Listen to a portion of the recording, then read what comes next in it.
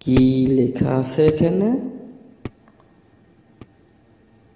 300 টাকায় যে কোনো রোগের চিকিৎসা করানো হয়, রোগ না সারলে 1000 টাকা ফেরত। আরে বাবা, মানে রোগ না সারলে 1000 টাকা ফেরত দিবে।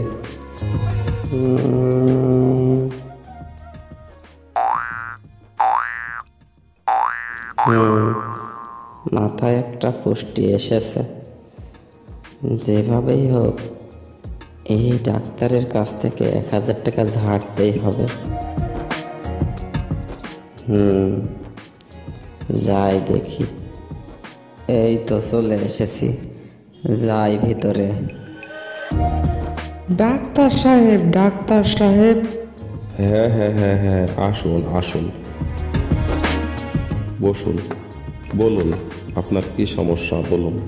আমার কোনো জিনিস খেলে কোনো স্বাদ পায় না। দেখেন তো কি হয়েছে ডাক্তার সাহেব। ও হো হো হো হো, এই ব্যাপার, চিন্তা করবেন না, 1 মিনিটেই সেরে যাবে।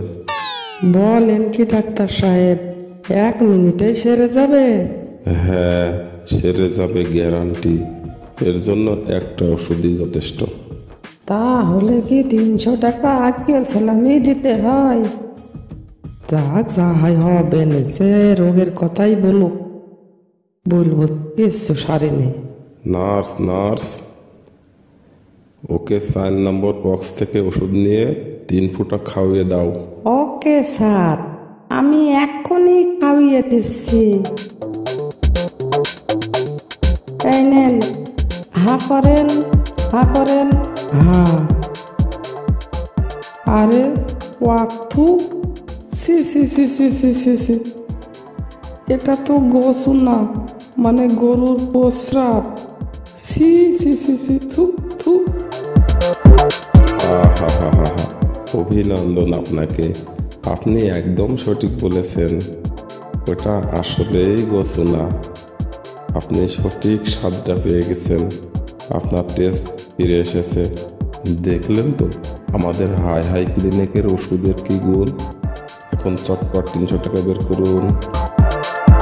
না, বেটা ডাক্তার তো দেখছি শিয়াল পণ্ডিতের মতন চালাক। এইভাবে ধরা খাইলাম না, যেভাবে হবে টাকা তোলাই লাগবে। আবার যাব, এবার যাই বলো, শিকার যা যাবে না, 1000 টাকা নেওয়াই লাগবে। কালকে যাব আবার ওই ডাক্তারের কাছে। যাই, এখন ঘুমোতে যাই।